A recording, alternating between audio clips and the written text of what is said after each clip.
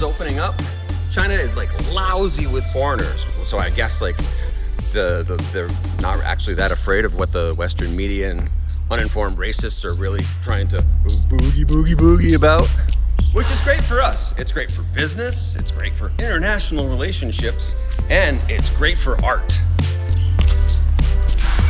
Chongqing Punk has only been in China for what, going on 14 years or so? So we don't really know much. I wouldn't presume to tell you what China is like at this point. Come to think of it, I've only known Emily. I knew Emily for what, 6 or 7 years back in America? Which means that like I know more about my wife as a person who lives in China than a fellow American. Which means we don't really have anything interesting in the way of like rose-tinted glasses of like, ooh, we ate our first hot pot or anything anymore. Those days are long past. But we do have our regular everyday life. Like today, we gotta go do a really important chore for us. And we can't do stop by stop because it is a place that we've been to before, but the subway doesn't go there. It's just everyday life. Which is to say, we're dependable people. We lived in Luzhou for 10 years already, so and now Chongqing for almost 4. We're dependable vloggers, we're dependable foreigners in China, and we're a dependable, loving couple. Come here. So the task for today is to get some stuff printed. The Chongqing Punk Festival is coming up in a couple of weekends, and it's maybe it's the biggest, I don't know. There's probably stuff in Beijing, but for here in Chongqing, it's a 4-day festival that is people, punks and music fans from all over the country, maybe even from out of the country, I don't know at this point, come for to see what's cool in the music scene. And you know, truth be told, it's the reason why we moved here to Chongqing from like 14 years ago. We're going to the print shop today because not only do we have our tickets bought, but we're going to be vendors this year selling t-shirts for our namesake Chongqing Punk.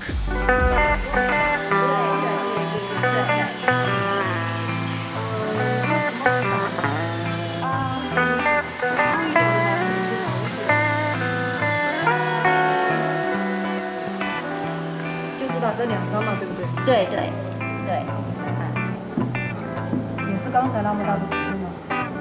它大小的，它大补干胶，给这个尺寸，拿个尺寸给他看。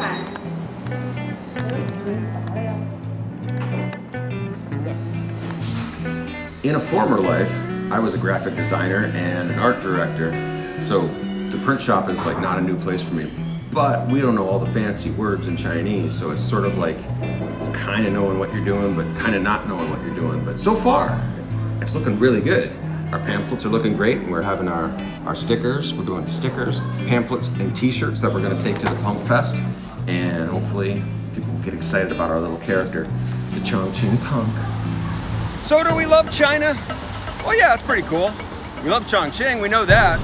We're dependably not going anywhere. We are staying in Chongqing.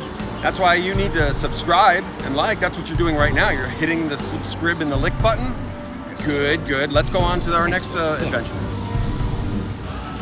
So we got about an hour to kill while we wait for our print stuff to be cut and printed and everything. And we went around the corner to this swank little fusion dumpling and beer hall. I just forgot. We completely forgot to tell you what area we're in. It is, I think it's Huashang Road.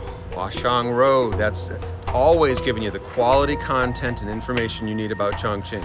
You may now like and subscribe. I mean, we're in a pretty swank neighborhood, speaking of the upper crust. But you know, the thing is in Chongqing, what isn't like upper crust these days? Like all the neighborhoods since we've been here, like in 14 years, have like turned into like just international coffee houses and just really like hip places to be.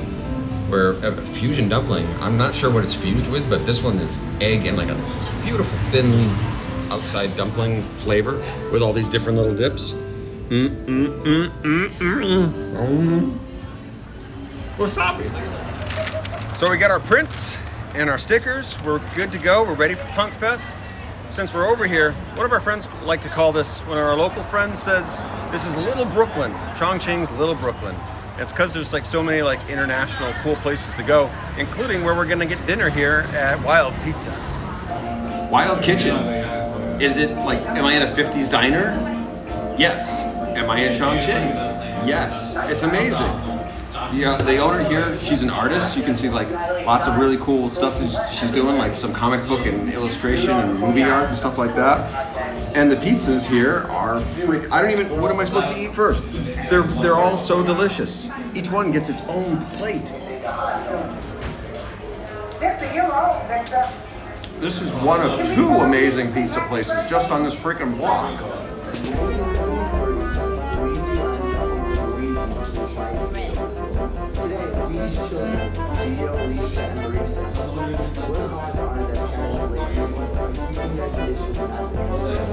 It's Luigi. You remember Luigi, right? That's right around the corner from where we lived in Brooklyn. This is what's playing here at the Wild Kitchen Pizza, like every time we come in. The corner around our old apartment in Brooklyn. It's the Ninja Turtles.